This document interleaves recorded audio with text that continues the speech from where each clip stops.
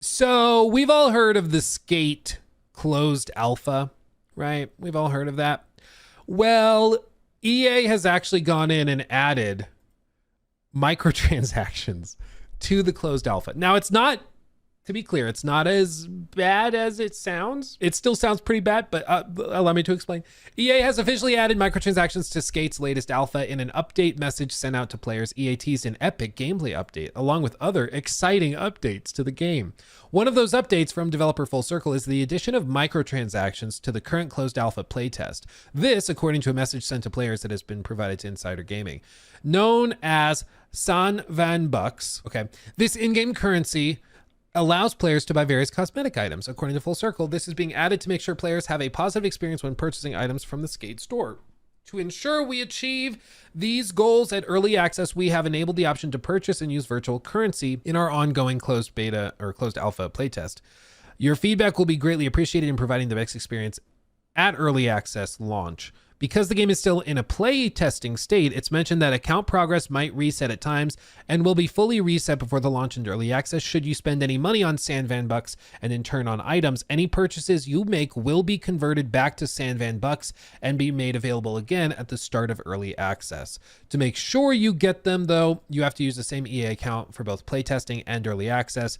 EA Skate is scheduled to release sometime in 2025 in early access, and it is free to play, to be clear. So if you buy the in-game currency, okay, if you buy the in-game currency right now, you are moving your dollars into San Van Bucks. And then that gets spent on shiny things. Shiny, so shiny, little cosmetics. But because the game is in play testing, they're going to reset progress almost certainly, and then this will go back into SVB, but you can never get your money back. So you spent your money on the currency, it'll just go back to the currency. You can't ever get back here. So your money's just stuck. This is why, by the way, these companies use virtual currencies, okay? It's because if you buy, like, spend $10 on a cosmetic, you just spend $10 straight, you get the cosmetic, you buy it through Steam or whatever. There's the potential for you to go and get a refund in certain countries and with certain laws. If you say that the skin isn't what it appeared to be, if it doesn't look or if it doesn't fulfill the promise of what was in the pictures, right? You can request a refund and they can, at least there's a dispute there. Like, hey, the skin looks way better in the store pictures compared to what's in the game when you actually buy it. I want a refund. And then if they refund it, you get your money back. But, the company has to lose the processing fees and it costs them money. However, if you buy a currency, you can't dispute that. You got what you paid for. You paid for 1,000 San Van Bucks. You got the bucks and you traded those for another item, but you got the bucks you paid for. So there is no dispute.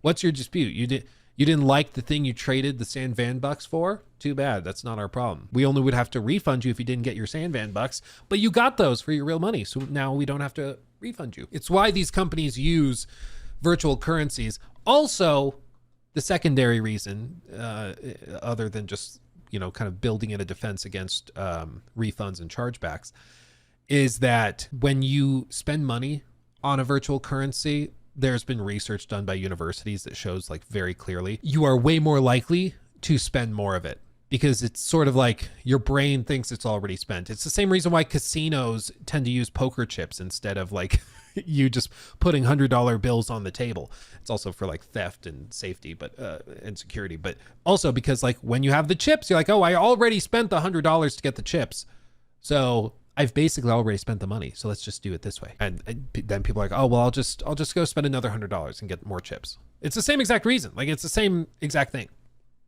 So it's unfortunate that it's, that's just how it is. But I think with this, the reason I say it's not as bad as it sounds is, for one, because they're not locking you into those purchases. They will give you the currency back for you to respend later. So it could be worse where it's like, yeah, you buy skins in the playtest and we might wipe progress and you lose those. That would be extra stupid and borderline illegal, I'm sure, so they're not doing that. So it's not as bad as it could be. But with this, if your game is free to play and if you're doing play tests, I think it makes sense to disclose and make very clear what the pricing model is and how you're going to do it.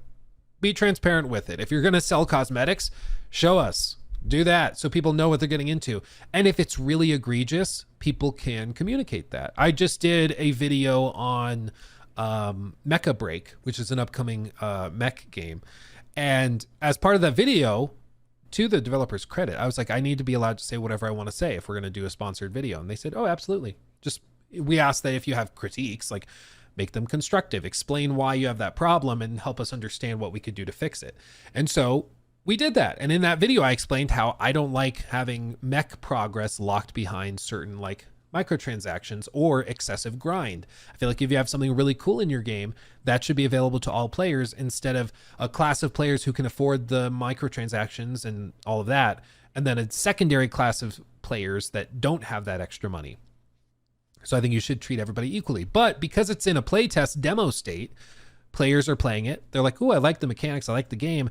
I think you should change the monetization. I think you should change this because this is the thing I don't like. And they're taking that feedback and hopefully they act on it and change it.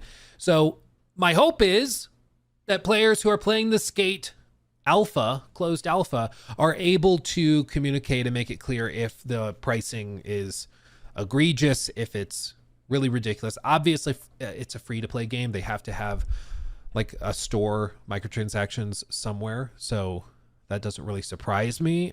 You know, you got to make money somehow to pay the development costs, but it's still just really, really funny to see that something's in a closed alpha and it has an in-game store already. What I would say is ideal, give players all who are doing the closed alpha test, give them currency. Don't make them pay for it. If you're saying, oh, we're testing the shop, we're testing the stores, okay, give them like $10 worth of in-game currency and let them spend it and test it that way. Why are you trying to milk players in a closed alpha? You know, like I still think that they shouldn't charge for it in a closed alpha state. So that still holds true, but I can at least appreciate that they're trying to test the stores before like surprising everybody at launch with it. But I still think they shouldn't be taking money from people helping them.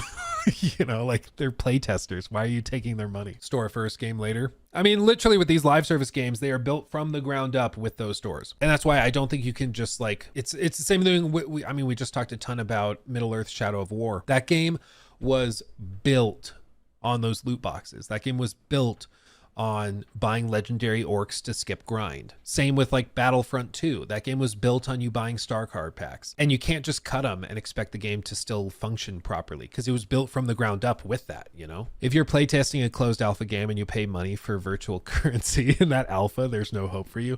Yeah, that's why like to some extent people are like, oh, it's a tax on stupidity.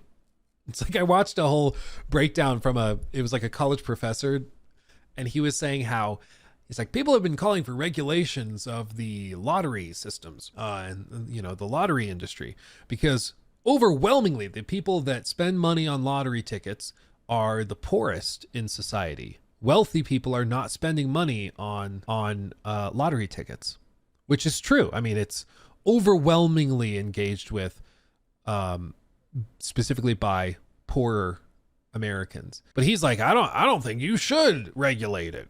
This professor's like, I think it's a tax on stupidity and people who don't know math. Those people probably shouldn't have money. It's like, bro don't give a crap. He's like, yeah, you should be taking the money from people who are bad with money. They don't deserve it. Give it to me.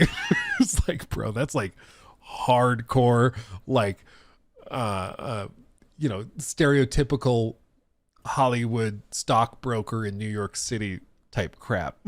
He's like, if you're bad with money, I should have it. I'm good with money. I'll invest it. He's like, they're going to spend it on lottery tickets. Foolishness. It's one of the things he kept saying. Foolishness. I want to be an old man who just randomly throws out, you know, adjectives and adverbs and things at random things. And yet, like, you know exactly what I mean. Bro's a cartoon villain. Capitalist. Yeah, I mean, literally. It's like, if we were writing a movie and you wrote that guy in, you'd be like, well, let's tone him back a little. This is a little silly.